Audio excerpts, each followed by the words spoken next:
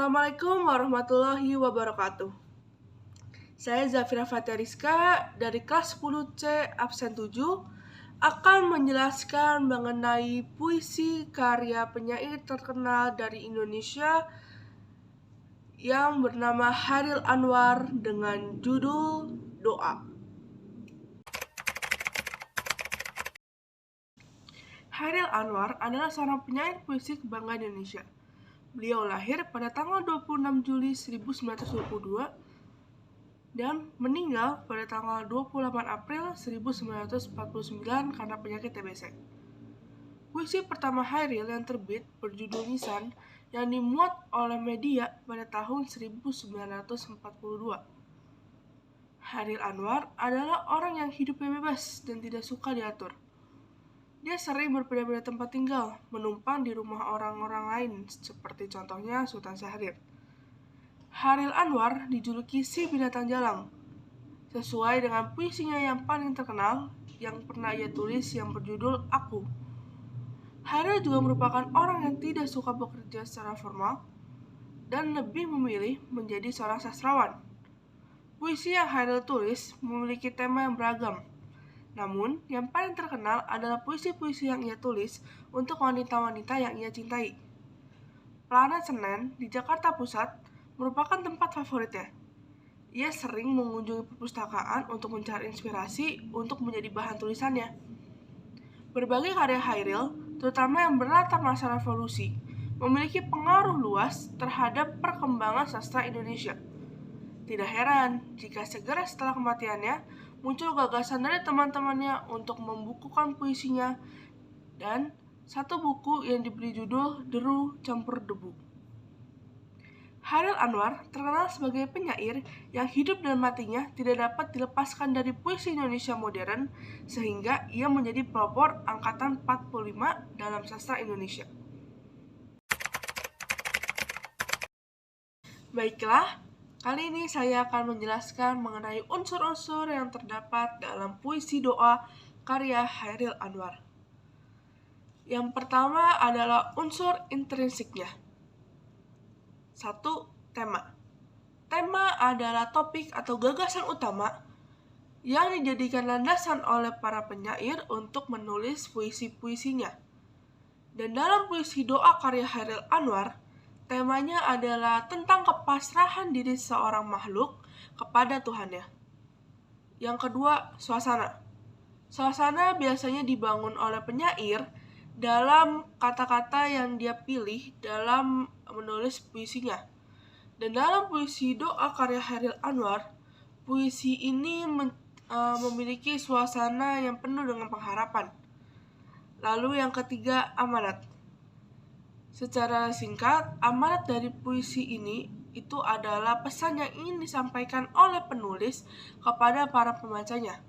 Dan dalam puisi doa karya Chairil Anwar, amanat yang ingin disampaikan oleh Chairil Anwar adalah manusia yang senantiasa memerlukan Tuhan di dalam hidupnya.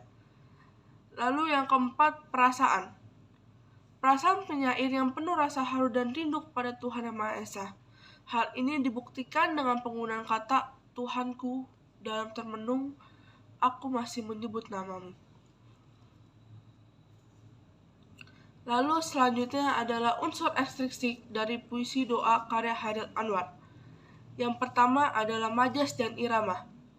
Majas dan irama puisi doa ini mengandung kata majas berupa cahayamu panas suci, tinggal kerip lilin di dalam sunyi. Sedangkan iramanya terlihat pada akhiran kata tiap puisinya yang teratur dan berulang. Lalu yang kedua, kata konotasi. Kata konotasi pada puisi doa ini menggunakan kata konotasi berupa penggambaran diri yang remuk dan hilang bentuk saat jauh dari Tuhan. Terlihat pada kata Tuhanku, aku hilang bentuk, remuk. Yang ketiga, kata simbol. Kata simbol pada puisi doa ini mengandung kata simbol berupa cahayamu panas suci, tinggal kerip lilin di dalam sunyi. Kata simbol ini melambangkan jika Tuhan senantiasa hadir di dalam kehidupan manusia. Yang keempat, imajinasi. Puisi-puisi doa ini mengandung imajinasi berupa gambaran diri yang hilang bentuk atau remuk. Terlihat pada kata, Tuhanku, aku hilang bentuk, remuk. Muhasabah merupakan momen berkontemplasi dengan memusatkan perhatian ke dalam diri masing-masing. Dalam puisi doa, Haril menemukan Tuhan yang Maha Agung.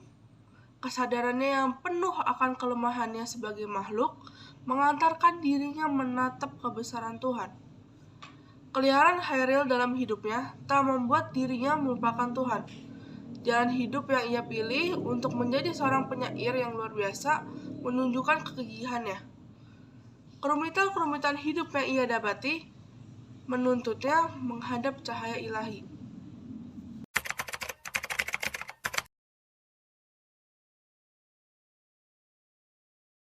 Pada bait pertama, puisi doa karya Haril Anwar, kepada pemeluk teguh.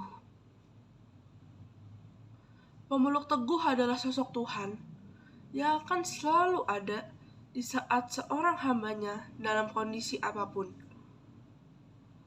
Tuhan akan senantiasa memeluk hambanya dan senantiasa memaafkan segala salah dan dosa yang pernah kita perbuat. Dialah yang selalu menjadi tempat seorang hamba mencurahkan segala suka, duka, dan laranya. Makna pada bait kedua puisi doa karya Haril Anwar adalah, Tuhanku, dalam termangu, aku masih menyebut namamu. Di sini, si penyair menggambarkan bahwa ia sedang dalam masalah, dan ia selalu mengingat Tuhannya. Di saat masalah sedang menghimpitnya, ia senantiasa menyebut nama Tuhannya agar ketenangan hati dapat ia rasakan. Makna bait ketiga dalam puisi doa karya Haril Anwar adalah, biar susah sungguh mengingat kau penuh seluruh. Penyair mengakui bahwa ketika hati dalam kegalauan atau kegundahan, sangat sulit untuk bisa khusyuk dalam mengingat Tuhan. Namun, di tengah kegalauan atau kegundahan, ia selalu berusaha mengingat Tuhan. Ia selalu berusaha untuk khusyuk dalam beribadah karena dengan kekhusyukannya, maka ketenangan jiwa akan ia dapatkan. Makna bait keempat pada puisi doa karya Haril Anwar adalah, cahayamu panas suci, tinggal kelip lilin di kelam sunyi. Cahaya Tuhan adalah cahaya yang mampu memberikan kehangatan dan ketenangan. Kini, cahaya itu bagaikan kelip lilin karena dosa si penyair yang kini jauh dari Tuhan. Sehingga cahaya yang terang benderang kini terasa meredup. Namun, cahaya itu tetap memberi petunjuk di saat ia dalam keadaan tersesat. Ia masih mampu melihat cahaya itu dengan sedikit keimanan yang masih ia miliki. Makna bait kelima pada puisi doa karya Haril Anwar adalah, Tuhanku, aku hilang bentuk, remuk. Di sini, si penyair merasa dirinya telah hancur, frustasi, penuh dengan dosa dan kesalahan yang telah ia lakukan. Ia menggambarkannya dengan menggunakan istilah aku hilang bentuk, remuk, suatu gambaran kehancuran diri dan kegagalan dalam menapaki kehidupan. Makna bait ke-6 pada puisi doa karya Haril Anwar adalah, Tuhanku, aku mengembara ke negeri asing. Jalan yang ditempuh si penyair adalah jalan yang penuh dengan kesalahan dan kesesatan. Ia telah salah langkah, salah arah. Jalan yang ia tempuh adalah jalan menuju kehancuran. Jalan yang jauh dari Tuhan. Ia menggambarkan jalan yang ia lalui saat ini dengan istilah mengembara di negeri asing. Seperti seorang yang sebelumnya berada pada jalan yang lurus atau jalan yang benar atau yang diridhoi Tuhan, namun kini berada pada jalan yang sesat atau penuh dosa.